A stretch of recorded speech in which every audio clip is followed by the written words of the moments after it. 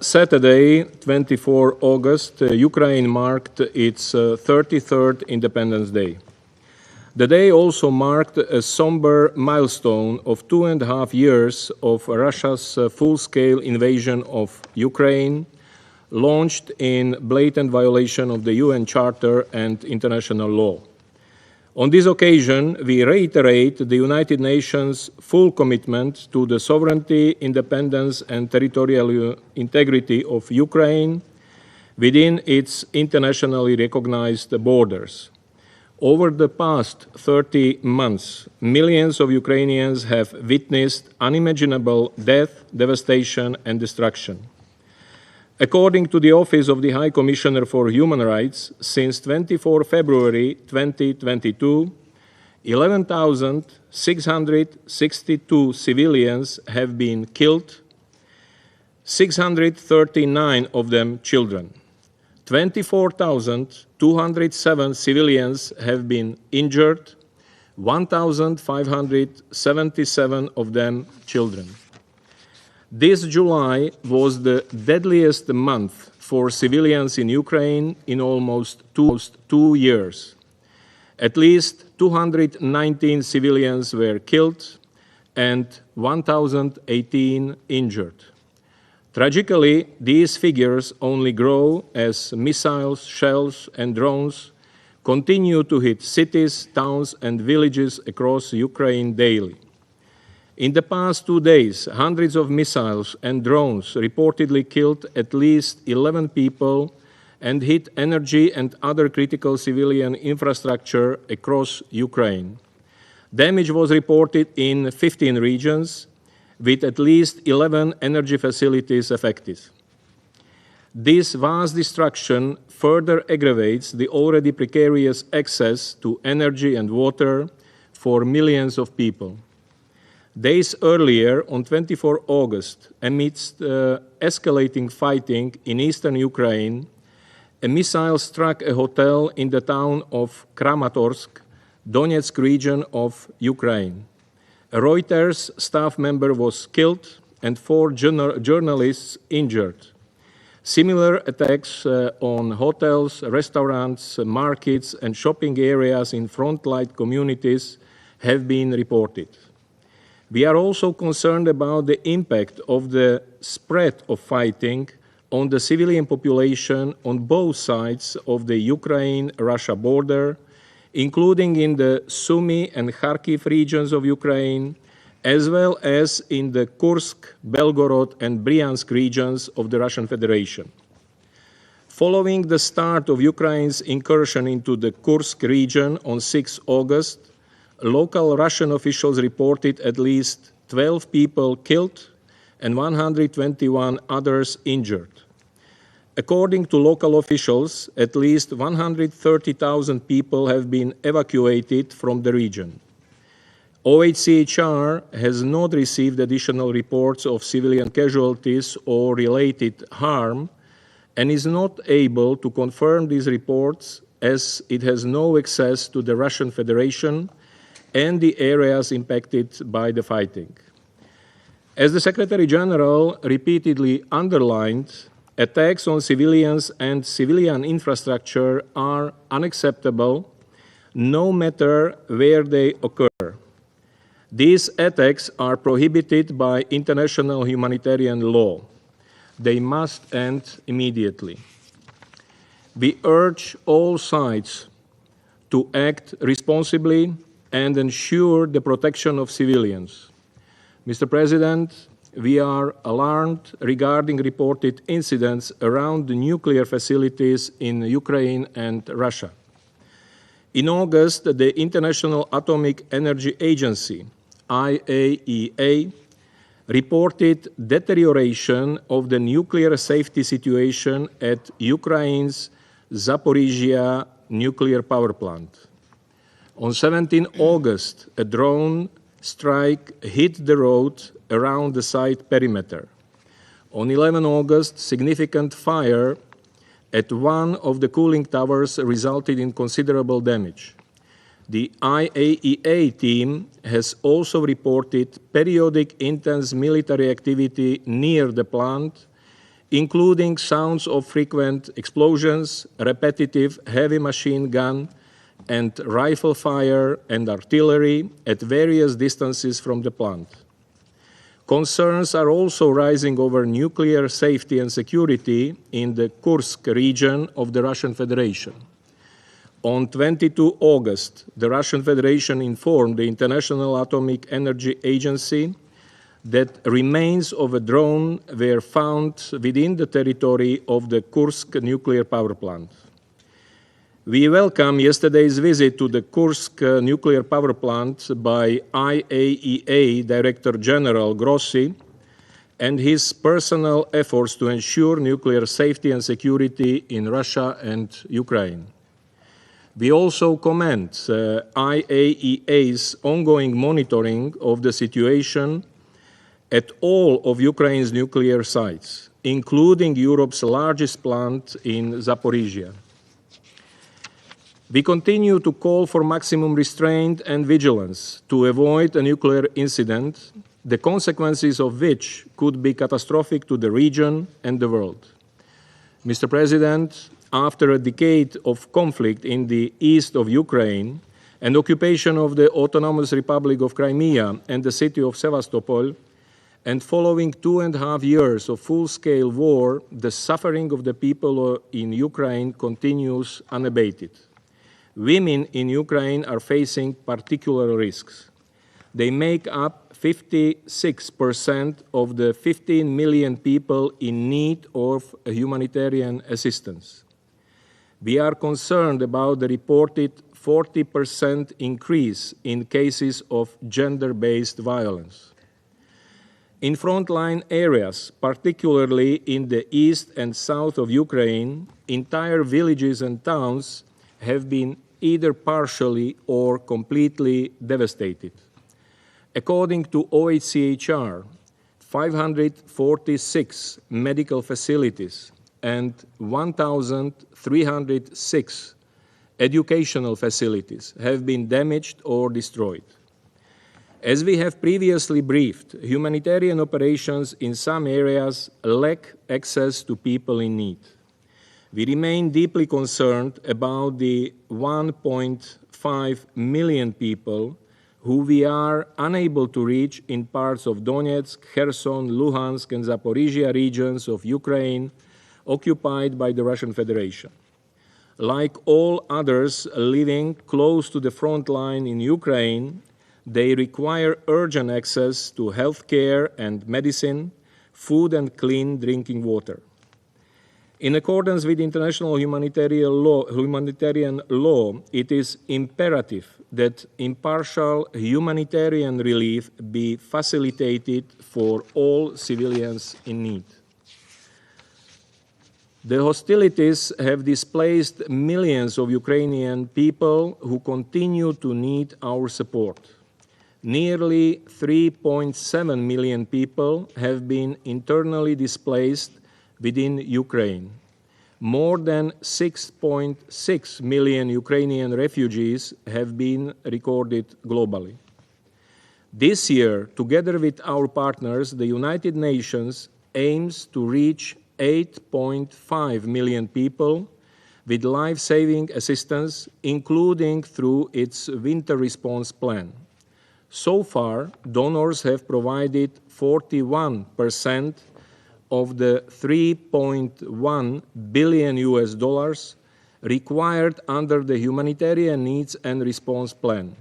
We thank them for their generous contributions. However, the already dire humanitarian situation is expected to worsen as hostilities show no signs of abating and the winter approaches. Mr. President, we welcome the recent exchanges of prisoners of war facilitated by the United Arab Emirates and other actors. We encourage the sides to step up these efforts to bring all prisoners of war home. However, we express serious concern about the treatment of prisoners of war held by the Russian Federation. The United Nations Human Rights Monitoring Mission in Ukraine has reported that prisoners of war were subject to prolonged and routine torture, dire conditions of internment, and repeated sexual violence. Prisoners of war must be treated in accordance with international humanitarian law. Mr. President, we cannot allow the horrific devastation of this war to become normalized. Now, more than ever, it is critical for us to speak with one voice to ensure protection of civilians and to step up our urgent efforts towards peace. Next month, the world leaders will gather for the Summit of the Future to forge new international consensus on how we deliver a better present and safeguard the future. We hope that this summit will help enhance global collaboration at a time when it is most urgently needed. And we hope that these efforts will also bring us closer to laying the foundations for a just, lasting and comprehensive peace in Ukraine in line with the UN Charter, international law and the resolutions of the General Assembly. The United Nations remains ready to support any meaningful efforts to this end. Thank you. I thank Mr. Yencha for his briefing.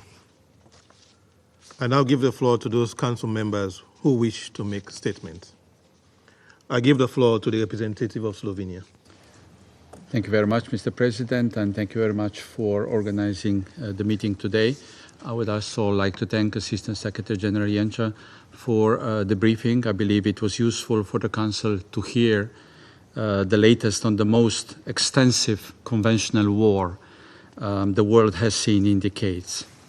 So, Mr. President, in the last 2 days, we were reminded of the viciousness of this war when Russia launched one of the largest combined strikes we have seen since its beginning. Almost 300 drones and missiles hit apartment buildings and energy infrastructure across Ukraine, including reportedly a hydropower plant in the Kyiv region.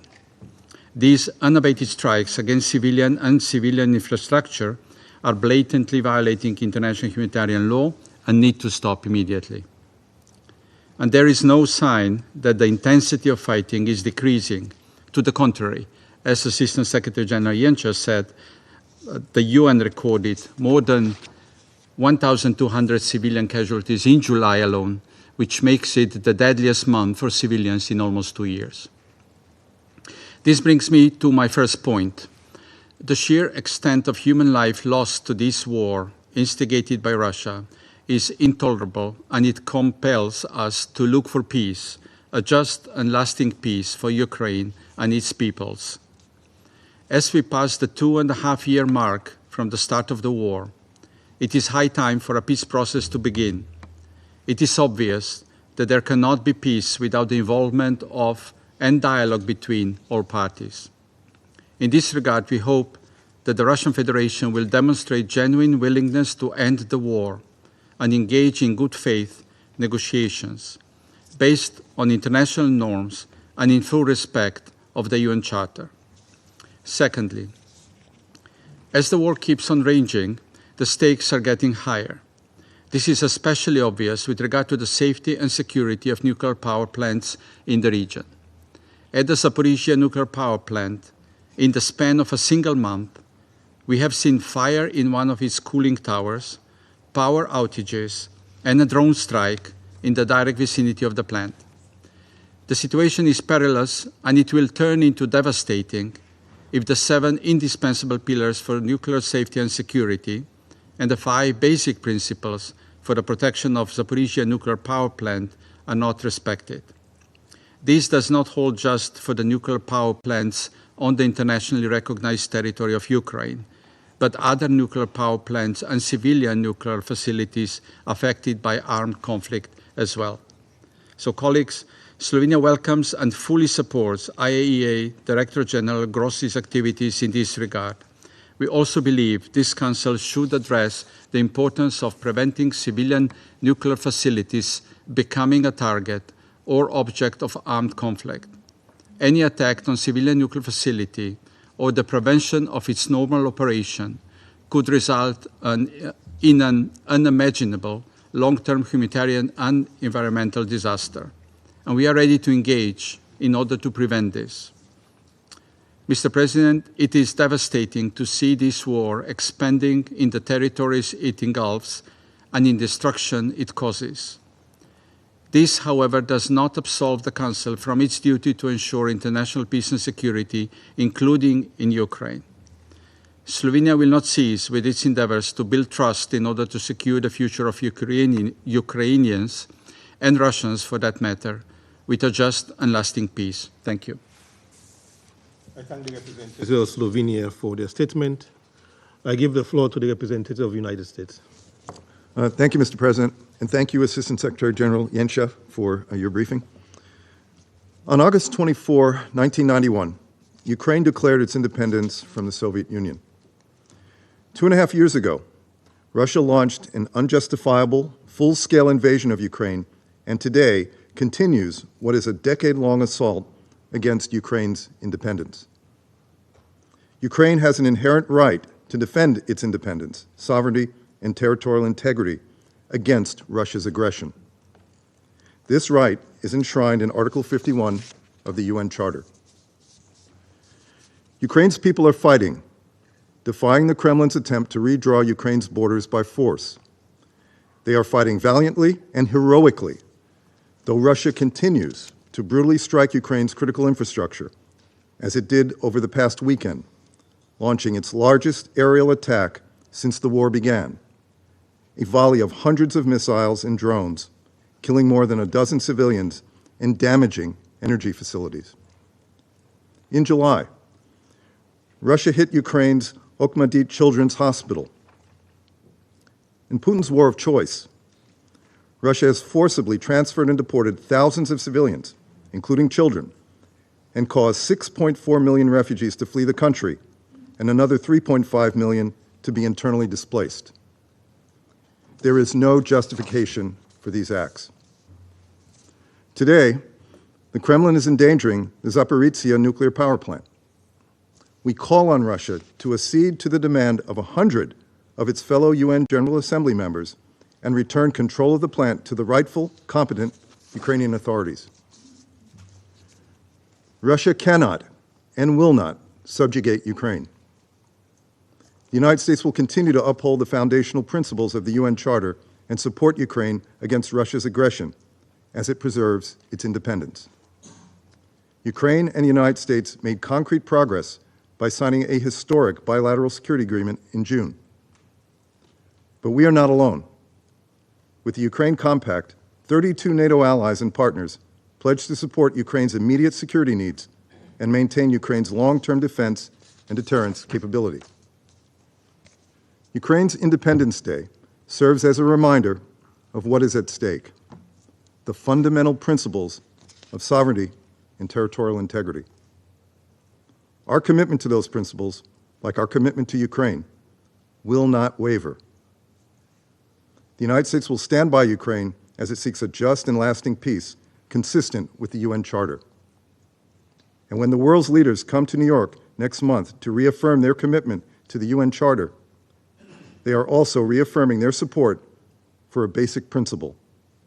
Russia cannot redraw Ukraine's borders by force.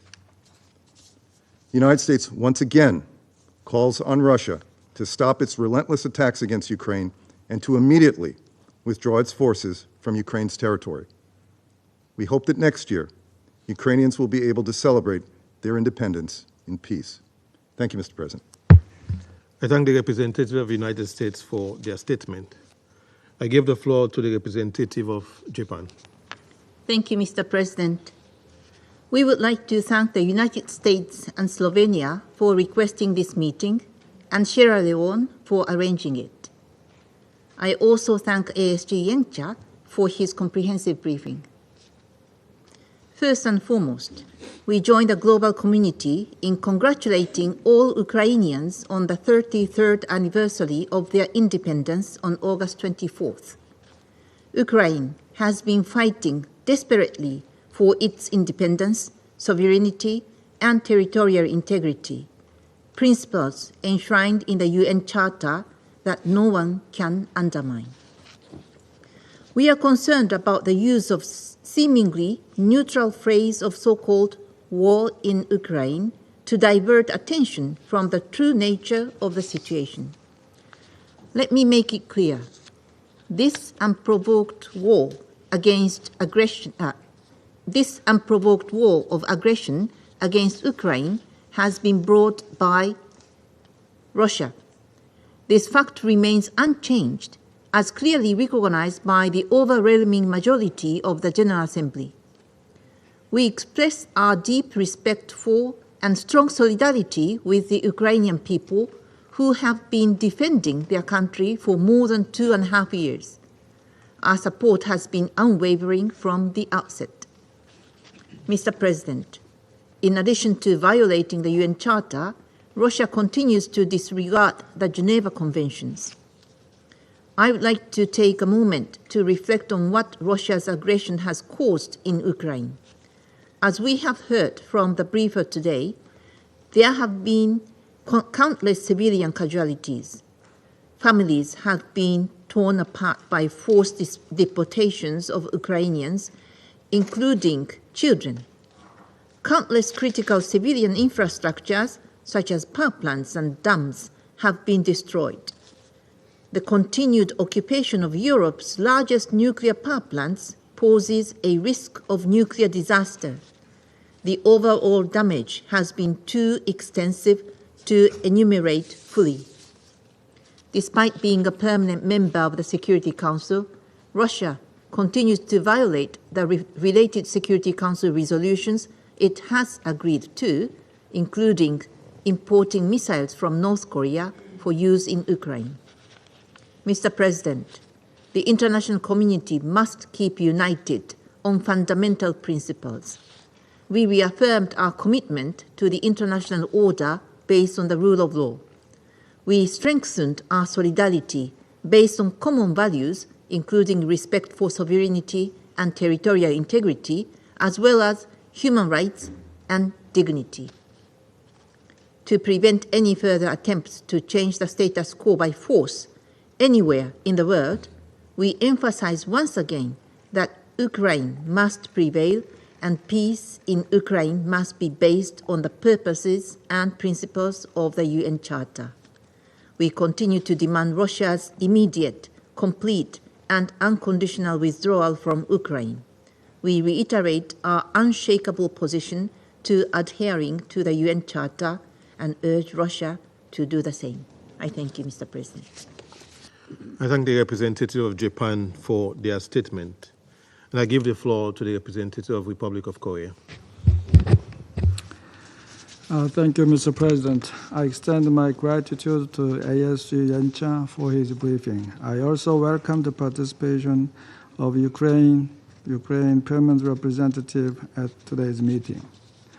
On August 24th, it was Ukraine's Independence Day, which should have been a day of celebration of national sovereignty and unity. But sadly, Ukrainians are still suffering from the ongoing conflict that has lasted already for 2.5 years. For the past few weeks, we have witnessed a significant escalation along the battle fronts. Ukraine's military operation within Russian territories was followed by Russia's intensified hostilities, which caused a rise in civilian casualties, the mandatory evacuation of affected areas, and renewed destruction of critical civilian infrastructure. Russia's attacks, including the vile, large-scale one on Monday involving hundreds of missile and drone strikes, continue to threaten all Ukrainians and plunge them into darkness, just as they are approaching the third winter since the war began. At this point, my delegation highlights the following points.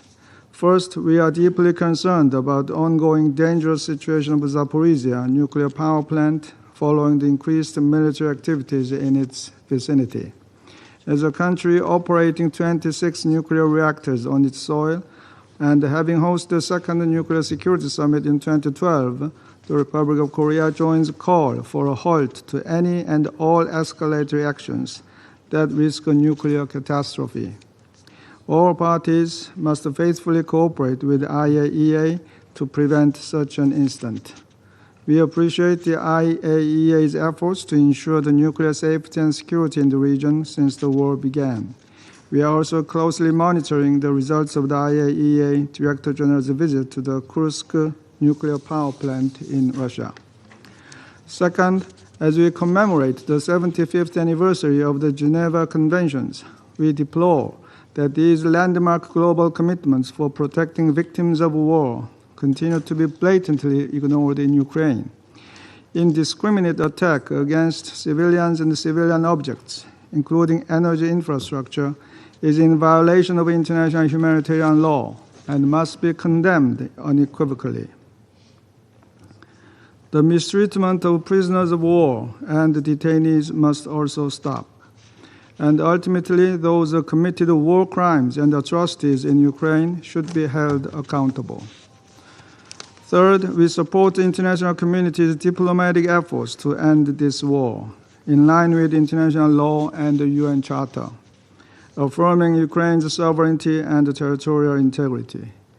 Even amid the intense fighting on the ground, we cannot lose hope for diplomacy.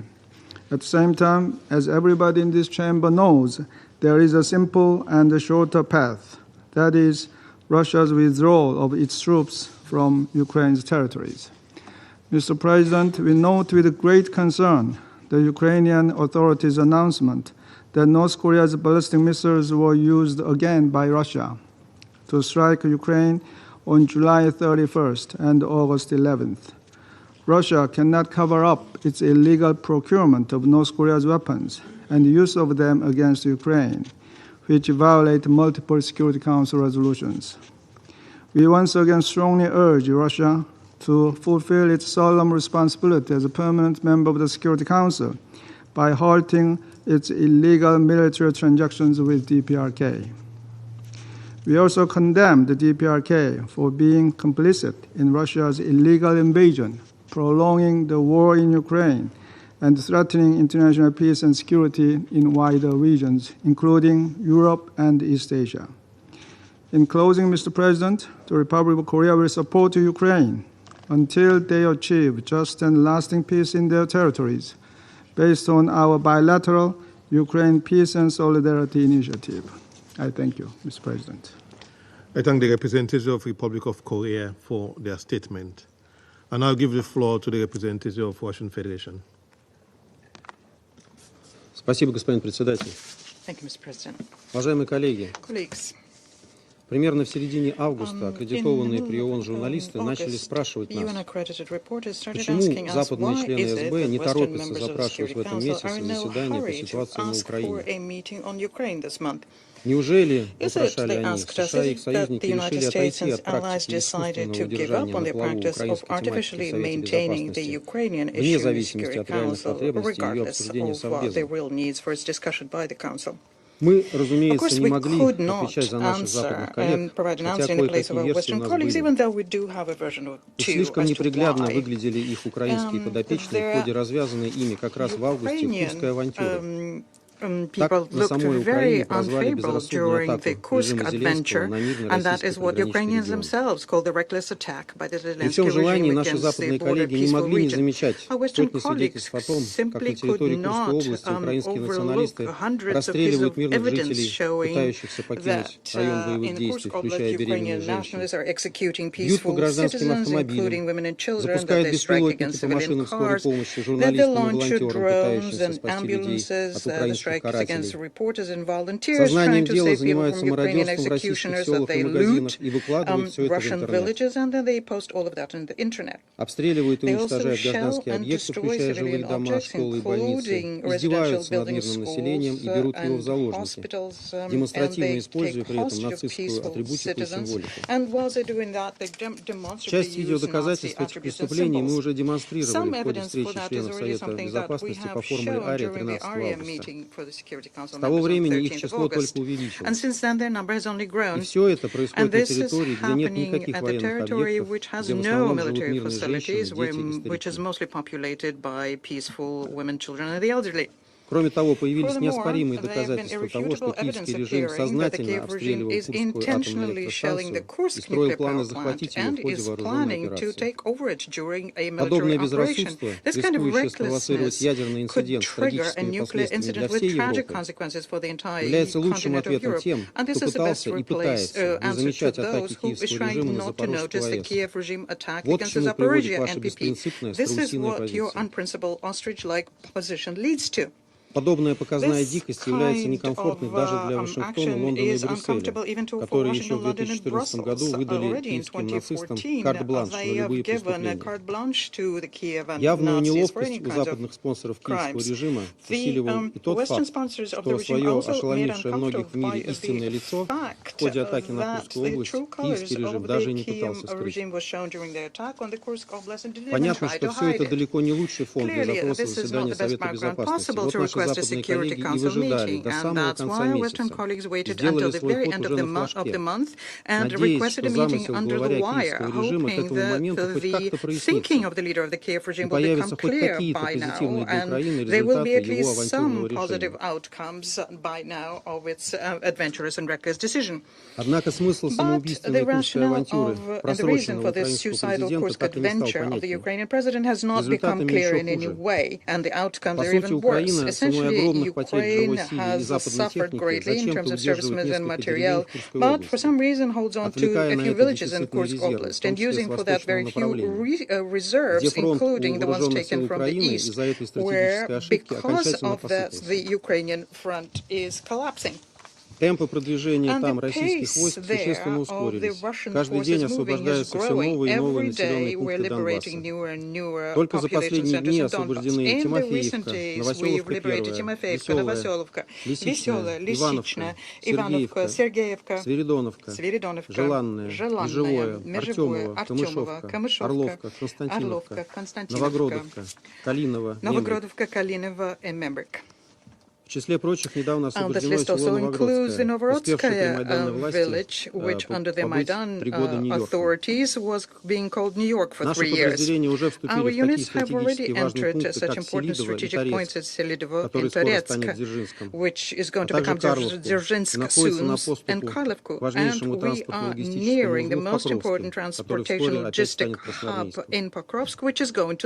красноармейским. Средняя площадь ежедневно освобождаемой территории в августе выросла более чем в 2 раза по сравнению с июлем и составила 11,2 квадратных километров. В последние же дни этот показатель вырос почти до 30 квадратных километров. При этом важно понимать, что в отсутствие у ВСУ переброшенных в Курскую область резервов, сейчас российскими войсками освобождаются последние опорные пункты, которые ВСУ последовательно укрепляли и удерживали еще с 2014 года.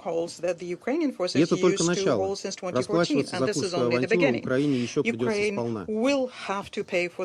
Поэтому мы прекрасно понимаем, с каким тяжелым сердцем запрашивали сегодняшнее заседание западные подельники режима Зеленского.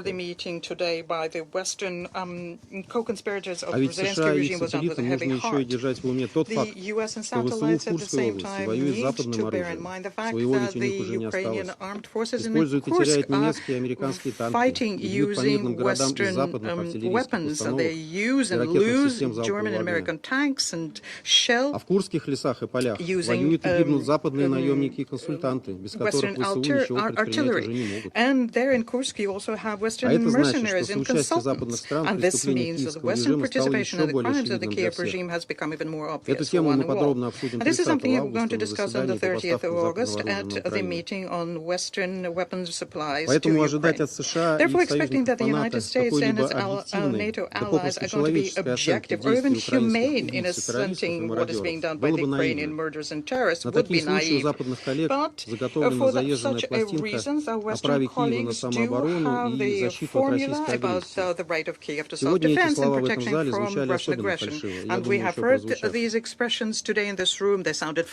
Правда, представитель США сегодня утром заявил в этом зале, что, цитирую, «Никто из членов Совета Безопасности, сталкиваясь с жестокой террористической организацией на своей границе, having a terrorist organization on its border will not tolerate daily attacks and will not tolerate the displacement of tens of thousands of its citizens from that area. But such a position the United States have, but it's reserved for Israel exclusively. When it comes to crimes against Russia and Russians, Washington has not been paying attention for that for a long time.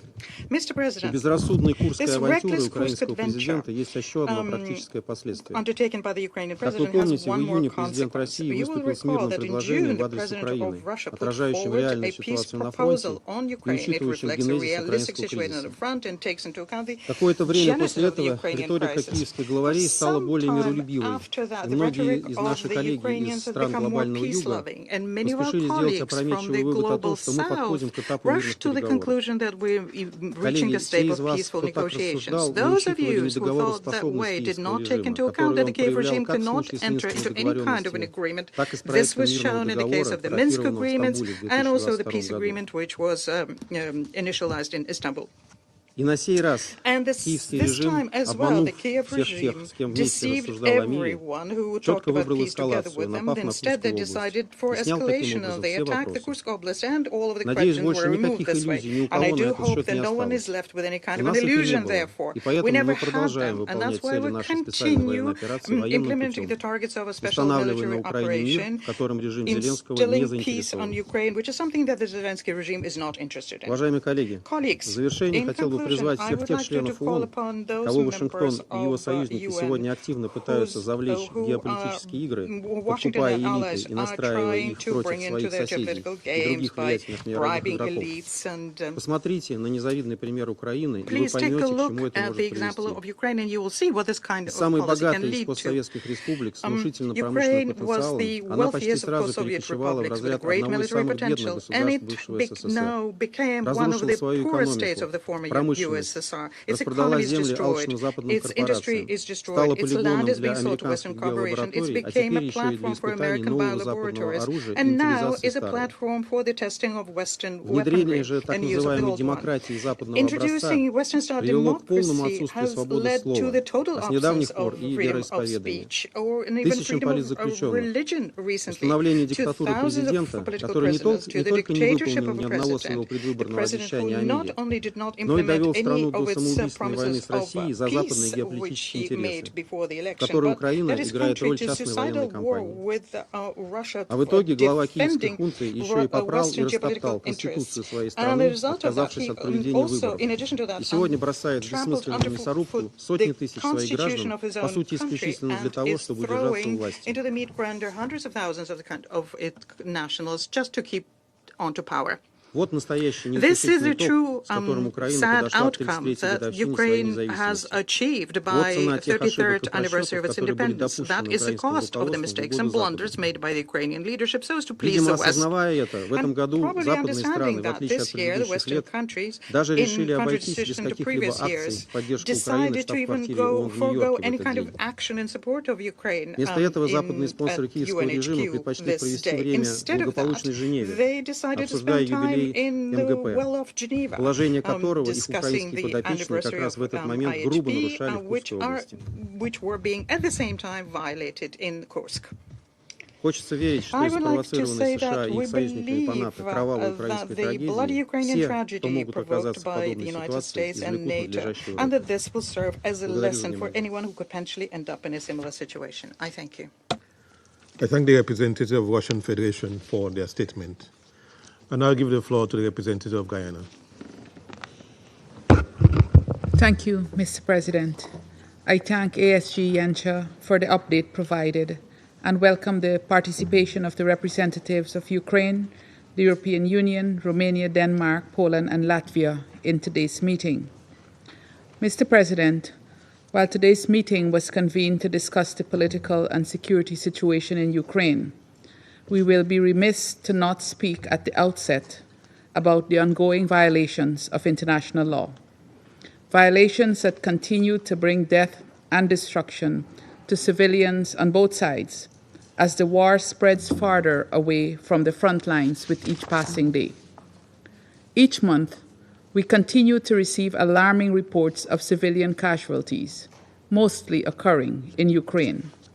Since February 2022, over 34,000 civilians, men, women, and children, have borne the brunt of thousands of attacks. July, Mr. Yancha reminded, has been the deadliest for Ukraine.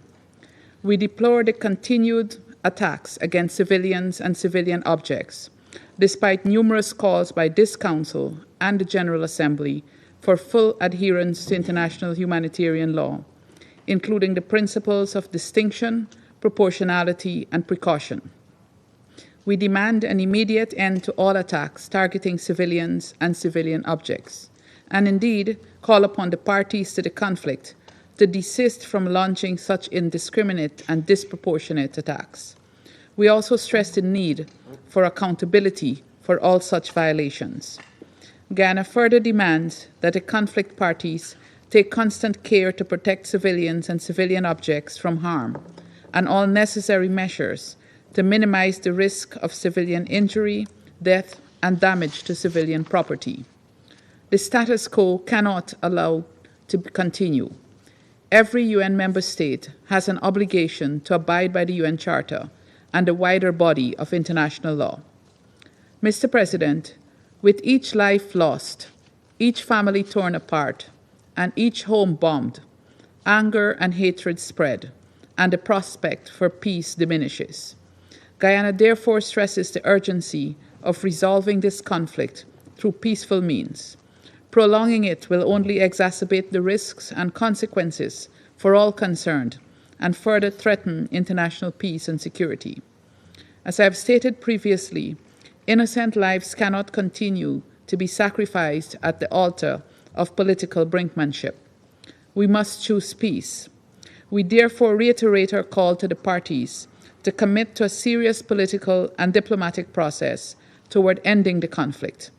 We urge them to engage in good faith to bring an end to the suffering of the millions of men, women, and children who have already paid too high a price. Mr. President, as we have just heard from ASG Yancha, the humanitarian situation in Ukraine is dire. It will only get worse as the winter season approaches.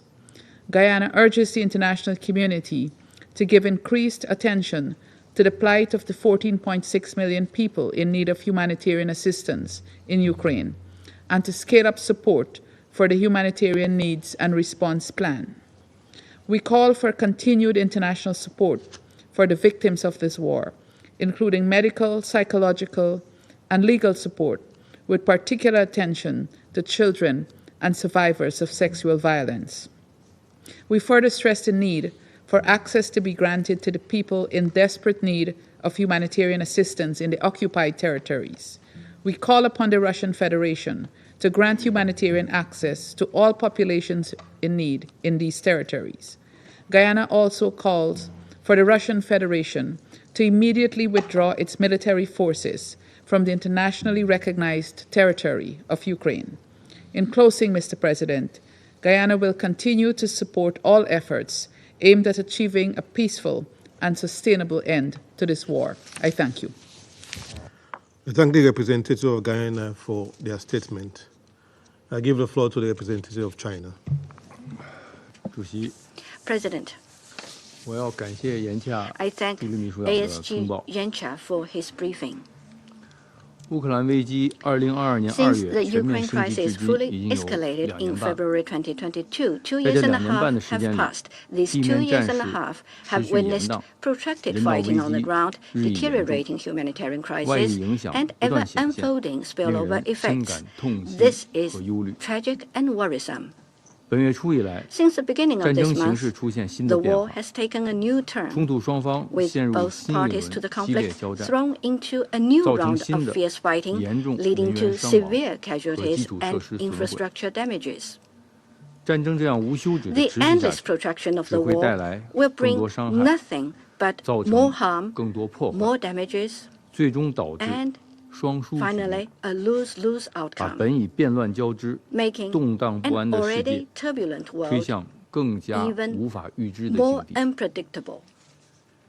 In view of the increasingly severe and complex situation, China has repeatedly stressed on many occasions that the current priority is to follow the principles of no spillover of the battlefield, no escalation of the fighting, and no fueling of flames by any party, with a view to achieving de-escalation as soon as possible.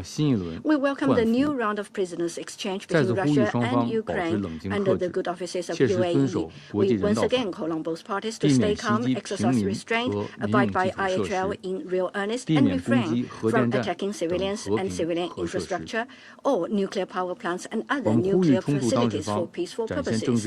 We call on all parties to the conflict to demonstrate political will, move towards each other, cease the fighting, and launch peace talks at an early date.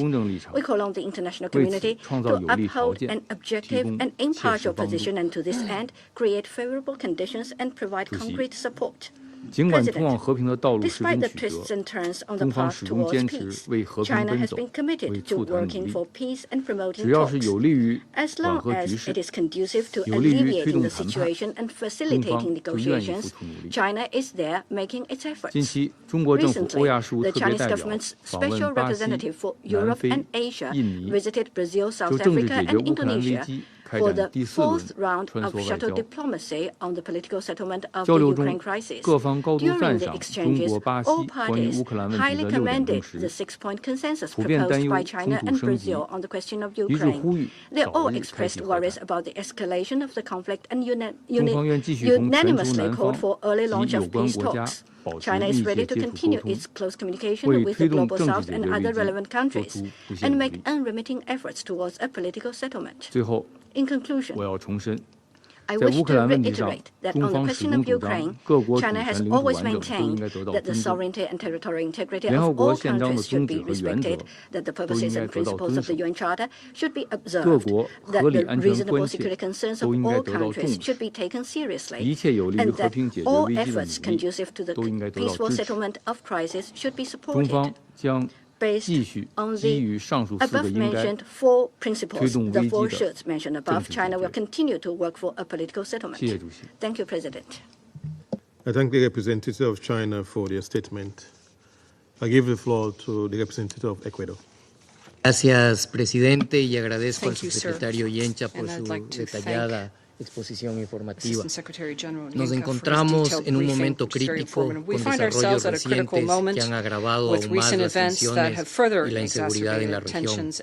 La intensificación de las hostilidades no solo sigue cobrando vidas inocentes, sino que agrava la crisis humanitaria en Ucrania, donde más de 14 millones de personas, incluidas 32 millones de niños, necesitan urgentemente asistencia. El Ecuador rechaza toda acción que agrave la violencia y genere mayor sufrimiento a la población civil. Los ataques deliberados contra civiles y bienes de carácter civil, como hospitales, escuelas e instalaciones humanitarias, son violaciones flagrantes del derecho internacional y deben cesar inmediatamente. La protección de civiles, en su amplio sentido, debe guiar cualquier respuesta en el contexto de este conflicto, pues la santidad del derecho internacional humanitario debe ser preservado. Incluso en tiempos de guerra existen normas de cumplimiento obligatorio. De igual manera, la seguridad nuclear es un asunto que merece nuestra máxima atención. Es inaceptable cualquier actividad que ponga en riesgo la integridad de las instalaciones nucleares en Rusia y en Ucrania. Me hago eco del llamado del director general del OIEA a que se respeten los 7 pilares indispensables de la seguridad nuclear durante un conflicto armado y los 5 principios concretos establecidos para proteger la central nuclear de Zaporilla, pero aplicables a cualquier central nuclear. Es imperativo que estos principios sean respetados para prevenir un desastre humanitario y medioambiental de escala incalculable. Señor presidente, es preocupante la intensificación de la violencia y el creciente riesgo de escalada que amenaza con desestabilizar no solo la región, sino también la seguridad global. Mi país reitera, tal como lo ha hecho de manera sistemática, que como miembros de esta organización estamos obligados a respetar los principios universalmente aceptados y el derecho internacional, porque lo contrario comporta consagrar el latinismo interarma silent leges, es decir, la derrota de la ley por medio de las armas. De ahí la importancia de recordar, sin ambigüedad, el párrafo 4 del artículo 2 de la Carta de las Naciones Unidas, que prohíbe a los miembros de la organización recurrir a la amenaza o al uso de la fuerza contra la integridad territorial o la independencia política de cualquier Estado. Este principio es uno de los pilares del orden internacional que todos hemos acordado proteger y promover. Señor presidente, excelencias, colegas, es imperativo trabajar en favor de la desescalada, la contención y el cese de las hostilidades. No debemos permitir que la guerra se normalice. Es crucial revitalizar los canales de comunicación y explorar opciones de negociación basadas en el diálogo y la diplomacia, siempre en estricto respeto a la soberanía y la integridad territorial de Ucrania dentro de sus fronteras internacionalmente reconocidas. Para terminar, es responsabilidad primordial de este Consejo mantener la paz y la seguridad internacionales, por lo que instamos a sus miembros a actuar con determinación en plena adherencia a los principios de la Carta para poner fin a este conflicto devastador, objetivo para el cual pueden contar con el apoyo del Ecuador. I thank the representative of Ecuador for their statement. I give the floor to the representative of Switzerland. Merci, Monsieur le Président. Et je voudrais, comme mes collègues, remercier le sous-secrétaire général, Monsieur Yencha, de son intervention. En début de semaine, les Ukrainiens et Ukrainiennes des différentes régions du pays se sont de nouveau réveillés au son des sirènes d'alerte des explosions.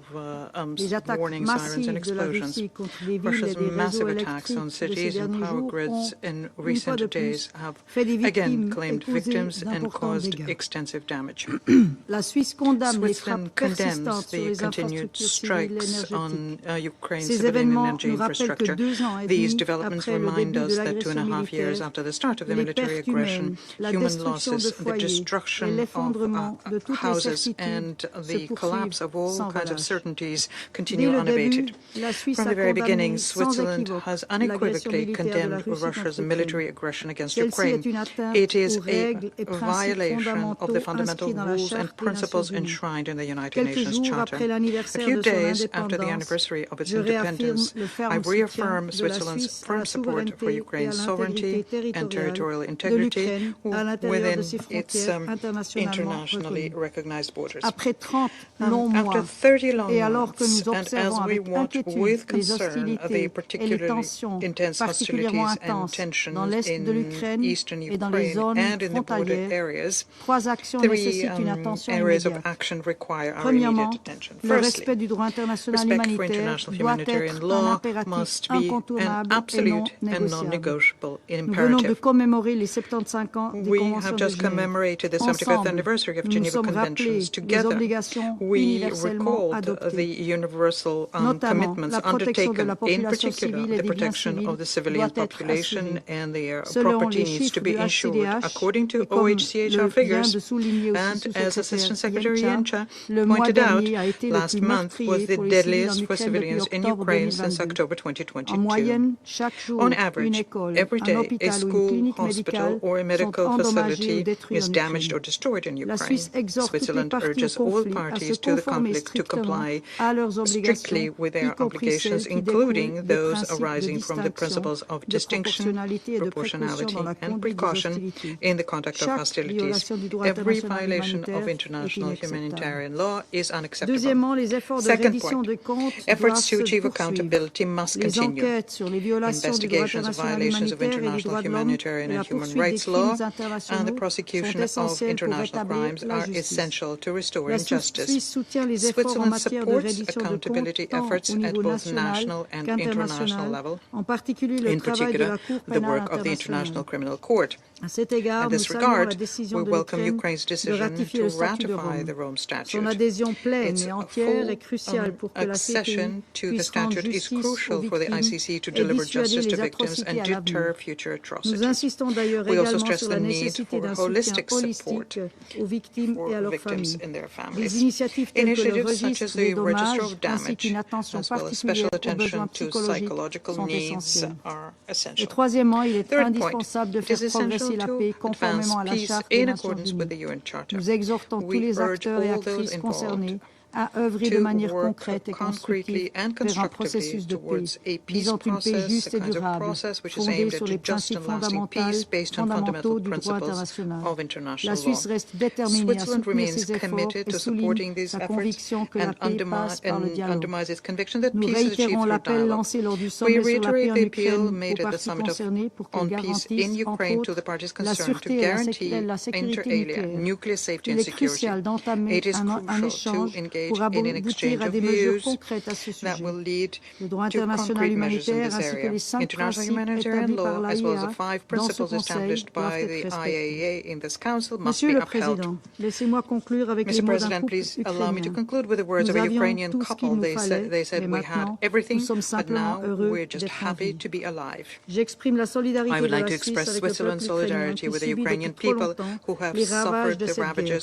Pour la paix et la sécurité internationale, celle-ci doit prendre fin. Nous renouvelons donc notre appel urgent à la Russie pour qu'elle cesse toutes les hostilités et retire ses troupes du territoire ukrainien. Je vous remercie. I thank the representative of Switzerland for their statement. I give the floor to the representative of Algeria. Thank you, Mr. President. I thank Assistant Secretary General Miroslav Jenča for his briefing. At the outset, I would like to express Algeria's deep concern over the continued deterioration of the humanitarian situation induced by the military operation both in Ukraine and Russia. The situation continues to be driven by the logic of escalation, aiming to strengthen military position on the ground.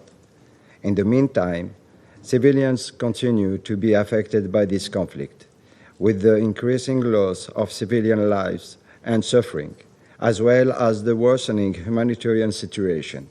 More concerning is the absence of any foreseen peaceful political solution or prospect of de-escalation. Confrontation and polarization remain, unfortunately, the main drivers of this conflict. Against this backdrop, Algeria would like to make 3 critical points. First, it's urgent to reverse the trend and to de-escalate tensions by ceasing hostility and abiding by international law and international humanitarian law. Attacks against civilians and the destruction of civilian infrastructure are unequivocally prohibited by international law.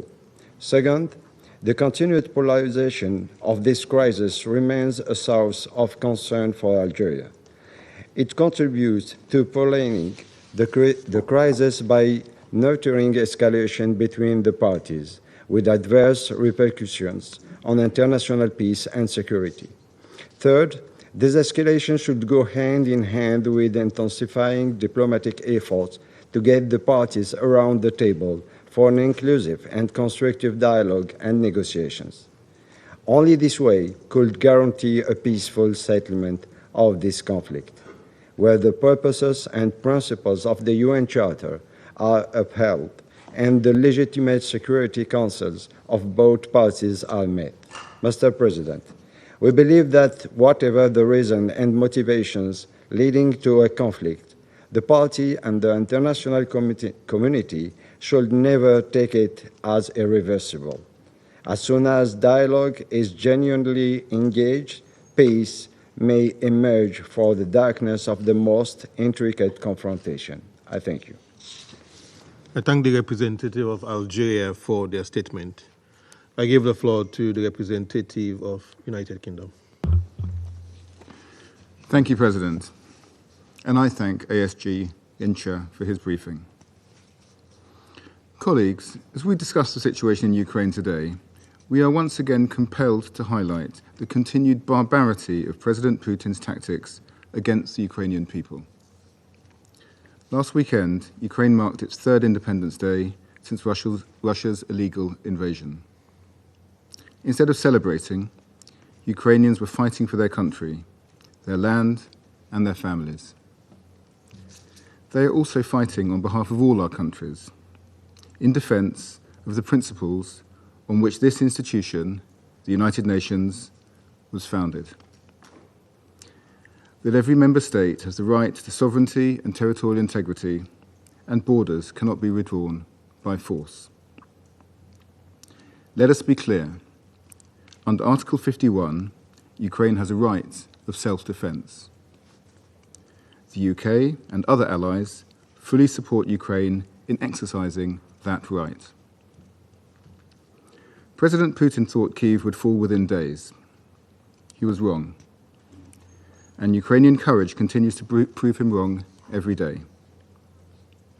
Russia is getting increasingly desperate, as we heard again today, and as it does, the attacks become more cowardly. On Monday, Russia launched a wave of missile and drone attacks across Ukraine, striking numerous civilian areas. Further attacks took place on Monday night and Tuesday morning. At least 7 people were killed and many more injured. We were deeply saddened to learn that a British national, Ryan Evans, was also killed in recent attacks. Over 35,000 civilians in Ukraine have been confirmed killed or injured since Russia's invasion began. These most recent attacks represent continued evidence that Russia is intentionally targeting civilian energy infrastructure, risking further humanitarian crisis this coming winter. To be clear, intentionally directing attacks against civilians and civilian objects constitute a war crime. At the same time, the consequence of Putin's miscalculation for the Russian people is increasingly evident. This week's attack alone cost Russia almost $1.3 billion. It is estimated that more than 1,000 Russian troops were either killed or wounded on Monday alone. So once again, we call on Russia to end its illegal invasion and immediately withdraw its forces.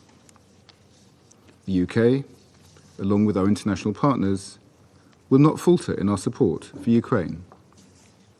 We will stand with the Ukrainian people for as long as it takes to secure a just and sustainable peace based on the principles of the UN Charter and international law. I thank you. I thank the representative of United Kingdom for their statement. I give the floor to the representative of France. Monsieur le Président, je remercie Monsieur Jenka pour son exposé. Le peuple ukrainien et avec lui la communauté internationale a célébré le 24 août la 33e fête de son indépendance. Une indépendance que l'Ukraine défend courageusement depuis plus de 900 jours. Le 24 février 2022, la Russie entamait sa guerre d'agression contre un pays souverain qui ne la menaçait en rien. Depuis, les Ukrainiennes et les Ukrainiens exercent avec courage leur droit légitime à défendre leur souveraineté et leur intégrité territoriale. À travers cette lutte, ils mènent un combat pour défendre les buts et principes de la Charte des Nations Unies. 2 jours après cette célébration, la Russie a lancé contre les infrastructures énergétiques ukrainiennes l'attaque de drones et de missiles la plus massive depuis le début du conflit. Elle energy infrastructure in Ukraine with drones and missiles. It was the most largest one since the beginning of the conflict, and continues this cynical strategy with a new attack on the 26th and 27th of August at that night. After 30 months of war, Russia continues to deliberately target civilians and civilian infrastructure to try to undermine the morale of the Ukrainian people. We reiterate this. Russia must respect international humanitarian law and stop its cowardly strategy of bringing about unspeakable suffering for civilians. France renews its condemnation of the illegal deportation of Ukrainian children. Once again, this year, the Secretary General put Russia on the infamous list for its annual report on children in armed conflict. Russia continues to be guilty of murder, mutilation, and transfer of children illegally. Mr. President, France, alongside its partners, has mobilized since the very first days of the Russian aggression so that the authors of the crimes committed against Ukraine can be identified and prosecuted, and their crimes documented. France will continue to support the work of the ICC and Ukrainian court jurisdictions. It commends authorization granted by the Ukrainian parliament for Ukraine to ratify the Rome Statute, which will facilitate investigations. We are now a few weeks away from the Summit of the Future, where the world leaders will gather around the Secretary General to discuss our common future. And at this time, Russia should stop continuing to destabilize a world which is already grappling with serious threats.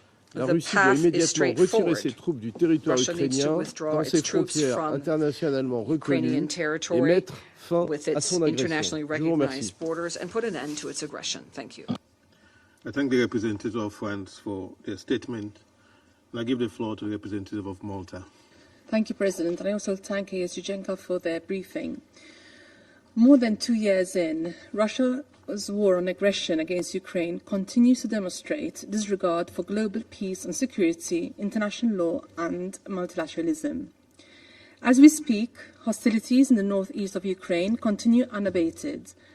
Recent attacks in Donetsk, Kharkiv, Kherson and Sumy regions are impacting civilians, causing damage, suffering and destruction to Ukraine and her people, who continue to suffer the brunt of war on a daily basis.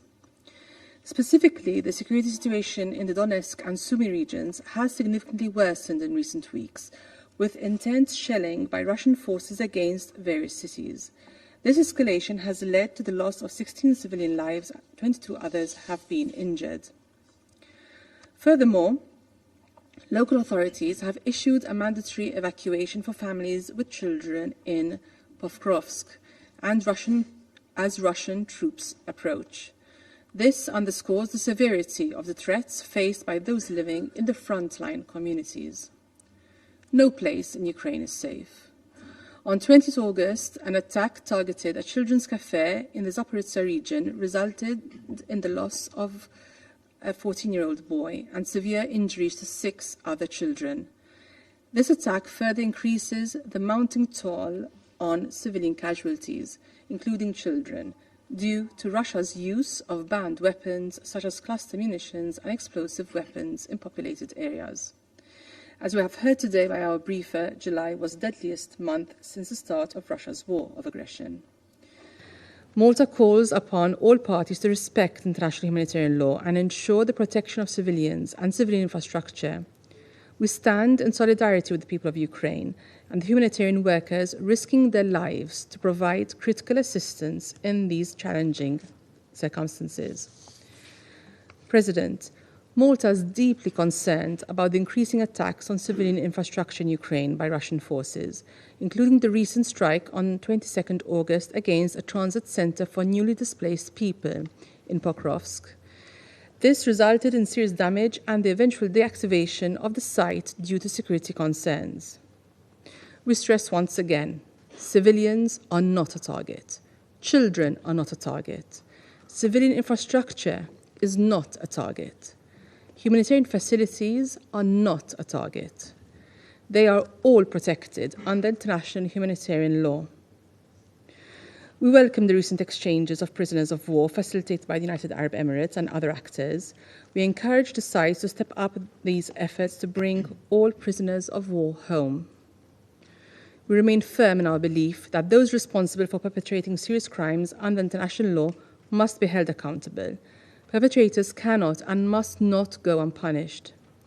To this end, we reiterate our full support to the mandate of the International Criminal Court, the Independent International Commission of Inquiry on Ukraine, as well as to the register of damage caused by the aggression of the Russian Federation against Ukraine.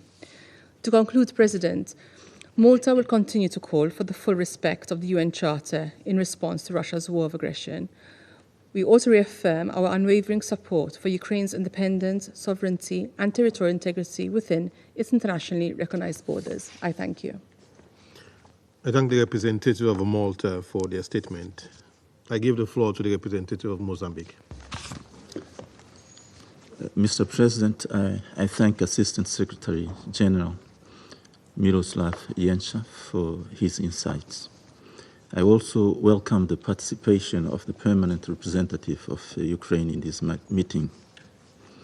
Mr. President, it is more than 2 years that our repeated calls for an immediate cessation of hostilities and de-escalation have remained disregarded. This total disregard for peace is deeply troubling. Civilians continue to bear the brunt of the war as the fundamental principles of international humanitarian law and the rules of war, including the tenets of UN Charter, are consistently and flagrantly violated on a daily basis. This is unconscionable. Given the gravity of the situation, we wish to emphasize the following critical points.